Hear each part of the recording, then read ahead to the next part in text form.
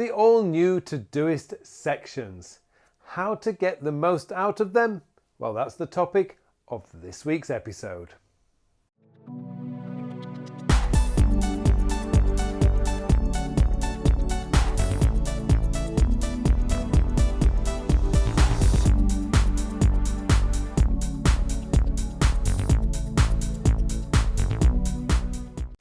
Hello and welcome to another episode of my Working with Todoist series. My name is Carl Pullein, and in this week's episode it's all about the all new sections, and not just sections on the desktop, but also I'm going to show you how to set up the sections on your mobile device as well, because that's slightly different.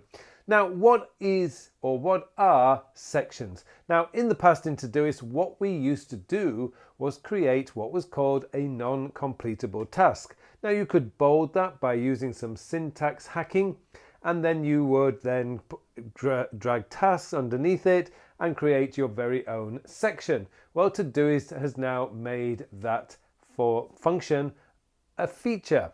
And instead of having to do a little bit of hacking, now all you have to do is add a section, drag and drop, and your task will fall down underneath it. So in this week's episode, I'm going to give you all the details that I know and have learnt about sections into Todoist, and you can get the most out of it. Now, before I do that, I would just like to say, if you do get any value from this episode, please hit that like button below. And if you haven't subscribed to my channel yet, then, please subscribe. Okay, let me take you into Todoist now, both the desktop and the mobile version, and show you all you need to know about using sections. Right, so here we are in my demo account, and I've created a project called Project X. Now, before we had sections, we would often have a project that was looking something like this. And I'll just increase the size of this so you can see. So normally there was a long list of tasks. Now, the way around this was to create what we would call non-completable tasks. And by the way, you can still do this. All you have to do to create a non-completable task is start the asterisk, and then what I would do, asterisk and then space, and then what I would do in the past was I would bold it, which would mean using the 2 exclamation marks, or by the way, you could actually use the stars, but I'm old school, I use the exclamation marks, sample section, and then close off with 2 exclamation marks. And again, as you can see, I can actually still create a section in that way, and you can, like as with sections, you can drag stuff underneath there, but you would just need to indent it, and there you go. So it was possible and is possible to do that. And again, if I just bring that one down underneath there, so what I would have is these 2 here. The thing is, in the past, what would happen is when I completed those like that, it would stay there, not disappear. This actually disappeared, and it's disappeared again. So what I would have to do is go to my project section here, project actions, show completed tasks, go down here and tap on that, and then I would undo them now, and I can drag this in here like that, bring them back out, because I don't want to do it this way. So that was the way that we did it in the past, and I'm just going to delete that now because we don't need that. So let's delete that task. Yes. So I'm showing, we'll unmark that one. I'm going to drag that in. There we go. Okay.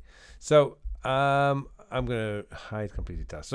So now we go. So this is how we have a project now. So what we can do in Todoist Foundations is create sections. So what I'm going to do is I'm going to come down here, and what you can do is if you move your mouse down like that, you can see it will say add section. So you're just moving your cursor down there, and you can add section. I believe you can also add sections from up here. If I just go up here, add a section from up here, so I can do it that way too. So there's a couple of ways of doing it. So what I'm going to do is pre-event, because this is about launching a new product. So they go pre-event. And what I'm going to do is I'm going to look out send out launch invite. So I'll drag that there.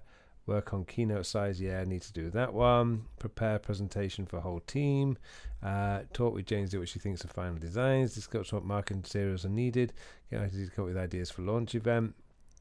So I could create another section. And by the way, these will come in now. You can grab them here. So I'm going to do launch event ideas. And this is great because what it's doing is actually making these much easier to manage. So discuss marketing needed, get marketing to come up with ideas for launch. I can drag that one in there.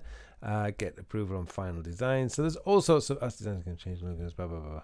Arrange meeting for all stake. So there you can go. You can see basically how we can set up these sections. Now, what you'll see when you have a section created, you have the 3 dots, and you can add in all sorts of things. So you can edit section, move section, archive section, and delete section from there. And that's all nice and great and wonderful. Okay, so, but where can we get the idea for these? If I was in my inbox, for example, and I wanted to add this directly to my section. So while we're in the inbox, I can add, in the normal way, I can add a label. So we can say, as launching, send invites to, so let's call it communications. And I can do my hashtag and project X.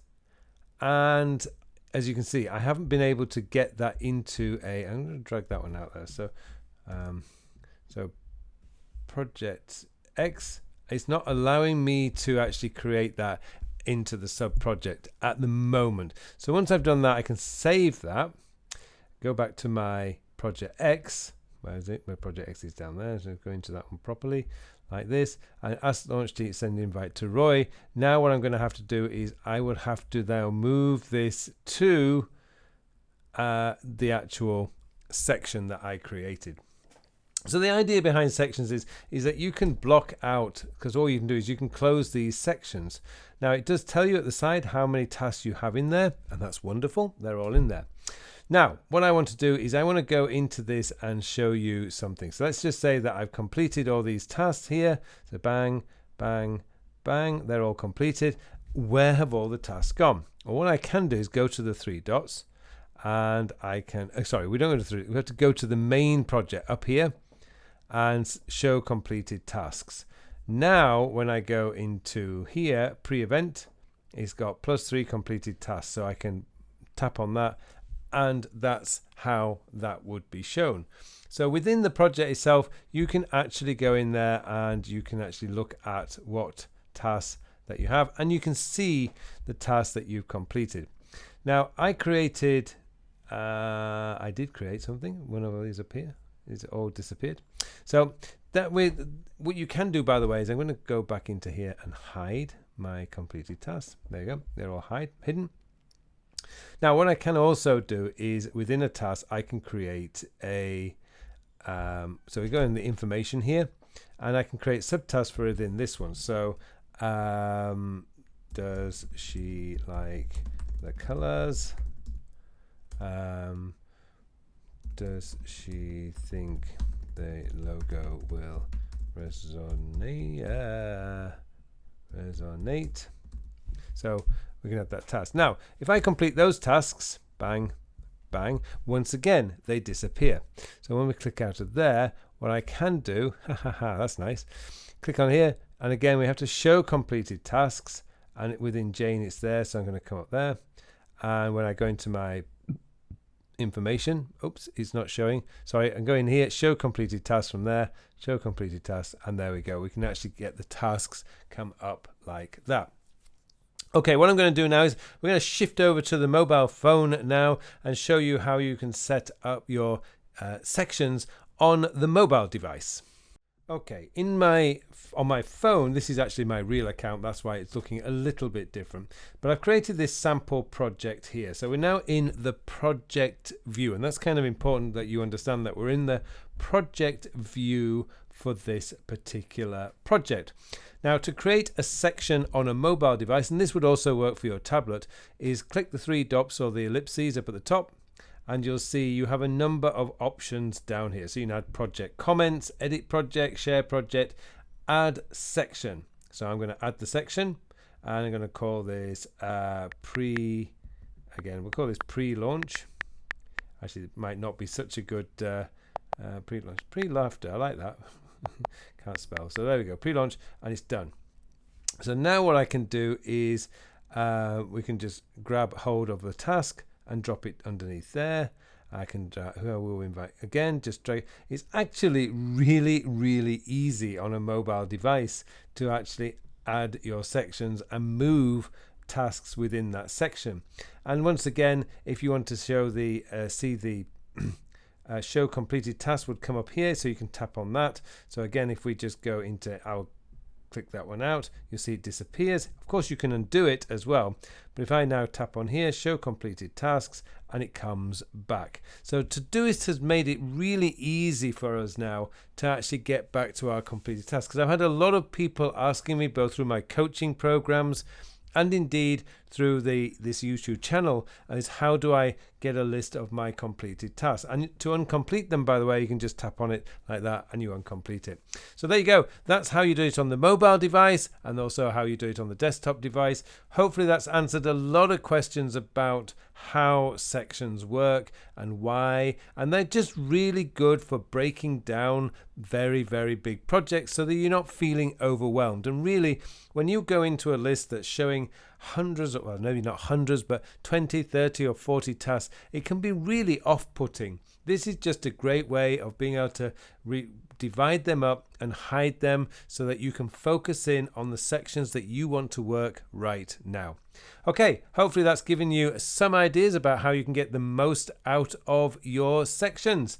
It just remains for me now to wish you all a very productive week.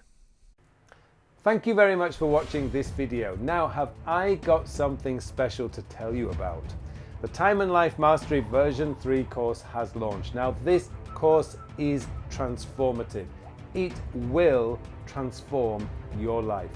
If you find that your life is drifting from one day to the next and that you feel that you're not actually achieving your goals, then this course is going to show you how to change that. It's going to show you how to identify what is truly important to you.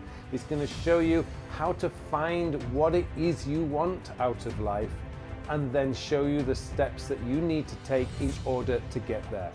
This course is amazing. The feedback I've got from versions 1 and version 2 have just been tremendous. It has helped so many people, and I want this opportunity to tell you that it can do the same for you. I hope you will take a look at the course, have a go, take the course, and start transforming your life today. This course will do that for you. Take a look, get yourself enrolled, and hopefully I'll see you in the course.